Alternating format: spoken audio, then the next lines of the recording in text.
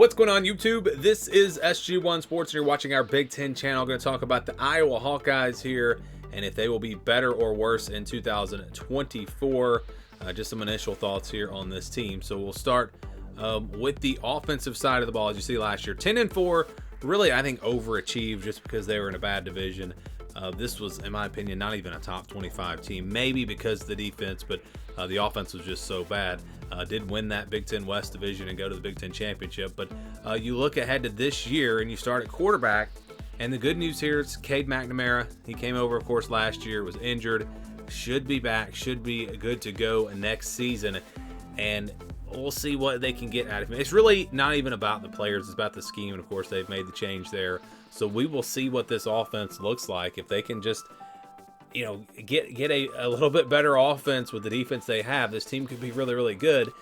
So yeah, McNamara's back. I think he's a capable quarterback, not a guy that's going to go out and win a Heisman Trophy or anything, but a capable player there at that position.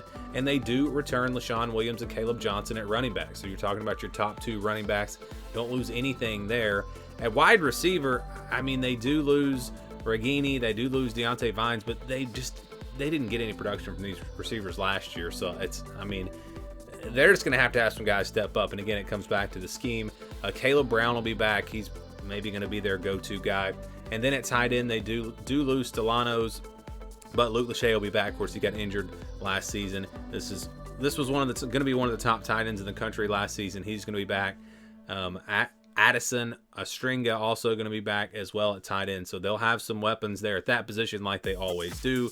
And again, if they can get that scheme figured out and get a little bit more explosive on offense, this team could be a lot better on that side of the ball. And I haven't even talked about the offensive line yet. That is going to be a real strength for this team. They had a very good offensive line last season, and they have pretty much everyone coming back. Rusty Feith will be gone. He was a starter. Dejon Parker, he was a backup there, but they bring everyone else back. We're talking about some really good players. Connor Colby, you look at Mason Richmond, and also they bring in Caden Proctor, the transfer from Alabama, a very talented player. So this offensive line is going to be arguably one of the best in the Big Ten. So a really good offensive line means even if they didn't change schemes, and this was the same offense as they had last year, same coaches, just because of that offensive line getting a year better and the running backs they have returning, just because of what I think will be their ability to run the football at a higher rate, I think that alone would make this offense better. So of course, with everything else, they should be better and possibly significantly better. And again, it doesn't take much to be better than what they were last season, but this could be a lot better next year. So yeah, Iowa offensively 100% definitely should be better. All right, let's talk about the defense now. They were really good once again there last season. And at first, you look at some of the guys they lose. They're going to lose Joe Evans. They're going to lose Logan Lee, Noah Shannon on the defensive line. Three, great players. And you start to look at that and think, oh, no, they may take a step back. Cooper DeJean is gone. But those are some really good players, yes, but that's it. Everyone else is coming back. They've got guys that have played on that defensive line and have been very good for them.